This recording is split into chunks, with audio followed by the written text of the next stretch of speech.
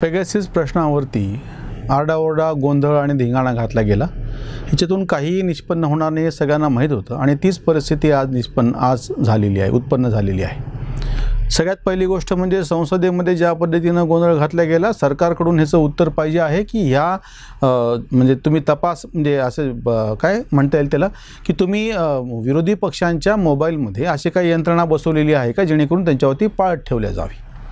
अधिकृतरित्या याचं उत्तर पाहिजे होतं। म्हणजे हे सांगितल्याच्या नंतर, पत्रकार परिषदेमध्ये सांगितल्याच्या नंतर, IT मंत्र्यांनी सांगितल्यानंतर ह्याच्यावरती विश्वास ठेवायला विरोधी पक्ष तयार नव्हता। त्यांना संसदेच्या पटलावरती हे उत्तर हवं होतं आणि त्या पद्धतीनं संरक्षण मंत्र्यांनी ह्याचं उत्तर दिलं की अशा कुठल्याही पद्धतीची यंत्रणा विरोधी पक्षांच्या किंवा कोणाच्याही फोनमध्ये बसवण्यासाठी खरेदी केल्या गेलेली नाही आणि असं काहीही झालेलं नाही। आता विषय इथे संपायला पाहिजे होता, पण आपल्याकडे मूळ मुद्दा कसा आहे की एखाद्या प्रश्नाकडे म्हणून त्याच्याकडे बघताना गोंधळच निर्माण जर करायचा असेल, झोपेचं सोंगच घेतलं असेल तर त्याला उठवता येत नसतं। झोपलेल्याला उठवता येत त्या पद्धतीची झाली गोष्टी। पेगाससवरती नुसतं धिंगाणा घालायचा आणि दुसरा जो प्रकार घडला तो सर्वोच्च न्यायालयामध्ये ही याचिका दाखल झाल्या 3 महत्त्वाचे प्रश्न स्वतः मुख्य न्यायमूर्तींनीच विचारलेले होते याचिका दाखल करताना। सगळ्यात पहिली गोष्ट म्हणजे याचा काही पुरावा आहे का, म्हणजे तुम्ही कशाच्या आधारावरती म्हणता की अशा पद्धतीची पाळत ठेवल्या गेली ते काही सांगता नाही आलं। नंबर 2 की तुम्ही ह्याच्यासाठीचा FIR दाखल केलेला आहे का। लक्षात घ्या मुद्दा, म्हणजे अधिकृतरित्या एखादा FIR दाखल झाला असेल तर त्या पद्धतीची त्याची चौकशी करता येते, मग FIR दाखल झाला असेल का। आणि तिसरा जो गंभीर मुद्दा होता की 2 वर्षापूर्वीची तक्रार आहे। 2 वर्षापूर्वी नोव्हेंबर 2019 मध्ये IT मिनिस्टरनी प्रत्यक्ष त्या ह्याच्यामध्ये संसदेमध्ये जाहीर केलेलं होतं, तरीही मग तेव्हा तक्रार झाली नाही, त्याच्यावर विश्वास ठेवला। पण आता अचानक, आणि ह्याच्यातली जी गंभीर बाब आहे की जो आम्ही वारंवार आक्षेप घेतो आहोत की कुठलाही मुद्दा असो त्याच्यावरती वेगवेगळ्या पातळीवरती गोंधळ घालणे हेच एक पुरोगामी म्हणणाऱ्यांचं काम होऊन बसलेलं आहे। मुद्दा कुठलाही असो, सर्वोच्च न्यायालयानं आज 10 तारीख दिलेली होती। सरकारच्या वतीनं काही खुलासा याच्यावरती द्यायचा आहे का। अटॉर्नी जनरल यांनी आम्ही या संदर्भामध्ये चौकशी करतो आहोत आणि पुढच्या सोमवारपर्यंत परत त्याची तारीख दिल्या गेलेली। हे नुसतं वेळखाऊचं काम आहे, ह्याच्यातून निष्पन्न काहीच होणार नाही हे विरोधकांनाही माहिती आहे। पण हे करायचं का आहे, एक असा म्हणजे जो आंतरराष्ट्रीय कटाचा उल्लेख कुमार केतकर वारंवार करतात आणि आम्ही वारंवार असं उलटं म्हणत आलेलो की कुमार केतकरच त्या सगळ्या कटाचा भाग आहेत काय की असं म्हणायची पाळी आलेली आहे।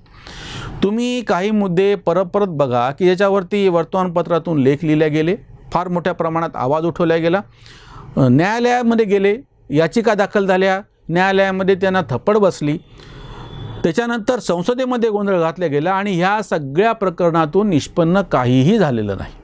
CAचं प्रकरण घ्या, JNU मधले दंगे तुम्ही घ्या, म्हणजे हे जे असंतुष्ट आत्मे आहेत वेगवेगळ्या रूपानं, कधी विद्यार्थ्यांमधली अस्वस्थतेच्या रूपानं समोर येतात, शेतकरी आंदोलनामध्ये घुसून समोर येतात, अर्बन नक्षलच्या रूपानं आदिवासींच्या याच्यामधून हे समोर येतात। कुठलेही मुद्दे तुम्ही घ्या की ज्याच्यामध्ये ही अस्वस्थता त्याच्यावरती म्हणजे वाढवायची, त्याच्यातून एक गोंधळ निर्माण करायचा आणि ह्याच्याशिवाय वर्तमानपत्रामध्ये एक लेख लिहिणे, म्हणजे परदेशी माध्यमं असोत की बरोबर ते उचलणारे देशी माध्यमं असोत, यांचं एक सुरू होतं की एकाच पद्धतीनं तुम्हाला धिंगाणा केलेला दिसून येतो। आणि हे कमी पडलं म्हणून की काय सर्वोच्च न्यायालयामध्ये याचिका दाखल करणे, जसं आत्ता पेगासस प्रकरणात दाखल केल्या गेलेली आहे की बाबा तुमचा आरोप आहे पाळत ठेवल्या गेली, सरकार म्हणते नाही ठेवल्या गेले पण आम्हाला विश्वास नाही। न्यायालयात जा, न्यायालयाचा निकाल येईल, न्यायालयाचा निकाल आल्याच्यानंतरच मग हे चूप बसतात, पण नंतर काय म्हणतात की न्यायालयावरती सुद्धा आमचा विश्वास नाही। न्यायालयामध्ये केस दाखल करेपर्यंत ह्यांचा न्यायालयावरती विश्वास असतो। राफेल प्रकरणामध्ये न्यायालयाने संपूर्ण खुलासा केला, सेंट्रल विस्टाच्या प्रकरणामध्ये केला, CAचा निकाल लागला, या सगळ्याच्या बाबतीमध्ये न्यायालयाचे निकाल आलेले आहेत, पण हे त्याच्यावरती मानायला तयार नाहीत। म्हणजे यांना अशा म्हणजे राम मंदिरचा निकाल आला, OBC सारख्यांनी जे नंतर ज्या पद्धतीनं आरडाओरडा आणि स्टेटमेंट दिले की आम्हाला या न्यायालयाच्या याच्यावरती विश्वास नाही म्हणून, हे त्याच्यातला आक्षेपार्ह मुद्दा आहे। म्हणजे एकीकडून म्हणायचं की आमचा न्यायालयावरती विश्वास नाही आणि दुसरीकडून प्रत्यक्ष न्यायालयामध्ये हे सगळे याचिका दाखल करायच्या, वेळ घालवायचा, त्याच्यावरती लेख लिहून आणायचे, एक गदारोळ काही काळपर्यंत हे करायचा। आताही लक्षात घ्या पेगासस प्रकरणामध्ये काहीच निष्पन्न होणारं नाही आहे, पण तरीही न्यायालयाचा वेळ घेतला गेला आता पुढची सुनावणी सोमवारपर्यंत आहे, म्हणजे परत तो विषय भिजत घोंगडं पडून राहिला. अजून एक मुद्दा लक्षात घ्या, हे फक्त देशातल्या प्रश्नांच्या बाबतीत आहे असं नाही. म्हणजे रोहिंग्या मुसलमान जे भारतामध्ये मायग्रंट म्हणजे आले स्थलांतरित म्हणून, त्यांच्याबद्दलची एक याचिका प्रशांत भूषण यांनी सर्वोच्च न्यायालयात घेऊन गेले, यांना आपली नागरिकत्व द्या म्हणून. भारतीयांचा काहीच संबंध नाही, भारतीयांचा विषय पण नाही तो.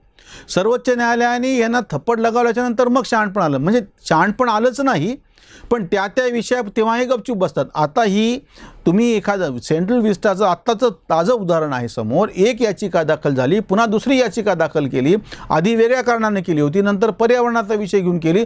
कुठलंही निमित्त असू द्यात, एकच सरळ साधी मोडस ऑपरेंडी आहे की या निमित्तानं काही काळपर्यंत गोंधळ करायचा, बौद्धिक पातळीवरचा गोंधळ निर्माण करायचा, कायद्याच्या पातळीवरचा गोंधळ निर्माण करायचा, संसदीय पातळीवरती गोंधळ निर्माण करायचा, असा सगळ्या ठिकाणाहून गोंधळ निर्माण करायचा.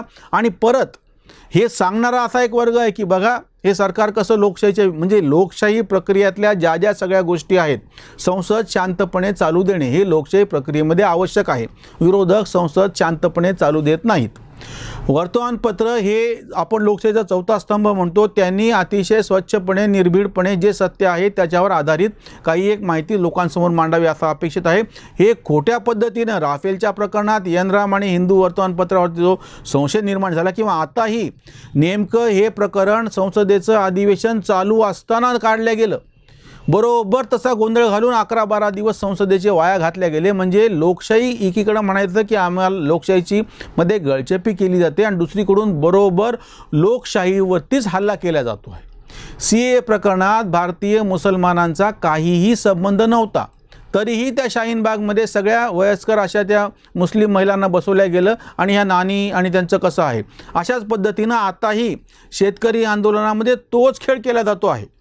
वारंवार हे सांगितलं गेलं की हे कृषी कायदे ह्यांचा तुम्ही जे मुद्दे मांडत आहात म्हणजे MSP, त्याच्यानंतर कृषी उत्पन्न बाजार समिती हे होईल किंवा एकाधिकार कंपन्यांचा होईल, त्याचा काहीच संबंध नाही. जीवनावश्यक वस्तू कायद्यातून शेतमाल वगळणे, जमीन धारणा आणि शेतमालाचे करार ह्याच्या संदर्भामध्ये हे सगळे कायदे केलेले होते.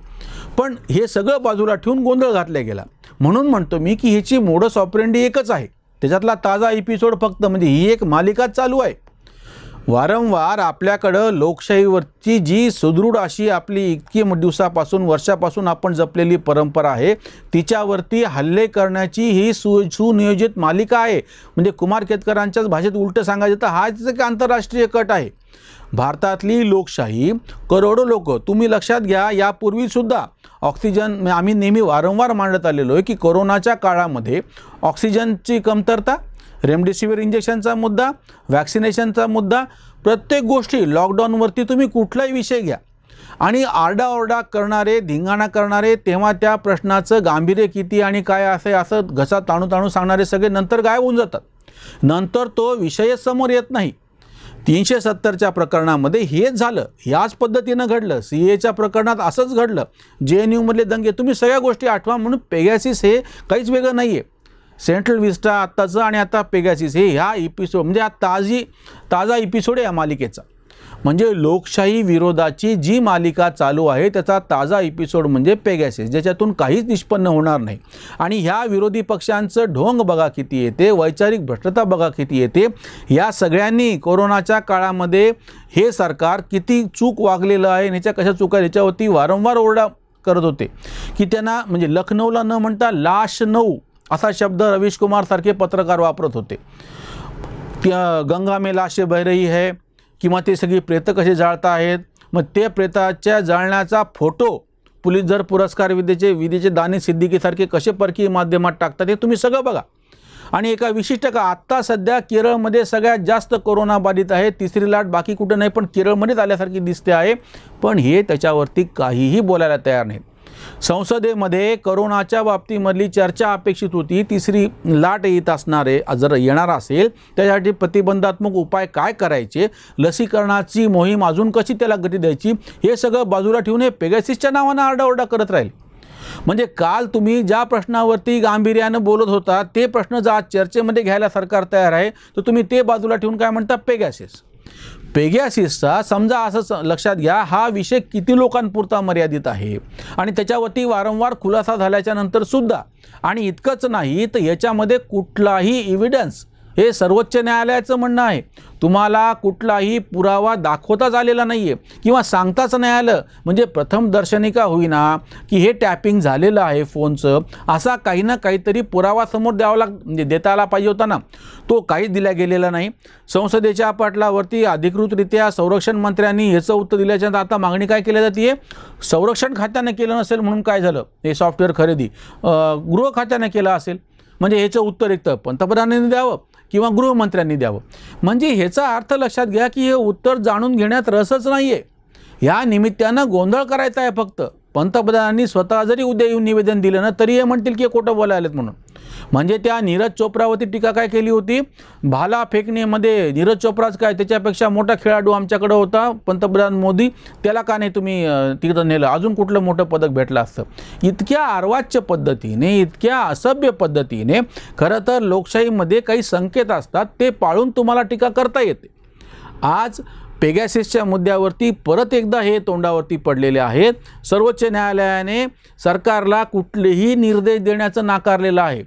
स्वतः सरकारने जेव्हा सांगितले की याच्या बाबतीत आम्ही खुलासा करू, जो प्रत्यक्ष संसदेच्या पटलावरती केलेला आहे, आणि आताही सॉलिसिटर जनरल असं सांगतायत की बाबा आम्ही लवकरात लवकर याच्या बाबतीतली एक भूमिका सर्वोच्च न्यायालयामध्ये अधिकृतरित्या लेखी स्वरूपामध्ये देऊ.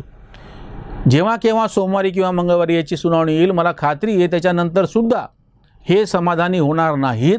काही दिवसानंतर परत वेगळा मुद्दा काढतील, परत त्याच पद्धतीनं धिंगाणा करतील. बरोबर आता उत्तर प्रदेशची निवडणूक येऊ घातलेली आहे, तिच्या तोंडावरती जाणीवपूर्वक अजून काही मुद्दे असे काढले जातील आणि हे फक्त नाही फक्त दिशाभ्रमित, बुद्धिभ्रमित करायचे जाणीवपूर्वक असे केलेले उद्योग आहेत. कारण की अजून एक 3-4 महिन्यांनी हिवाळी अधिवेशन येतं, उत्तर प्रदेशची निवडणूक तोंडावर असेल आणि त्याही वेळेस असाच काही ना काहीतरी मुद्दा उचकटून समोर आणला जाईल आणि त्याच्यावरतून गोंधळ घातला जाईल. ही लोकशाहीला अतिशय घातक अशी गोष्ट आहे.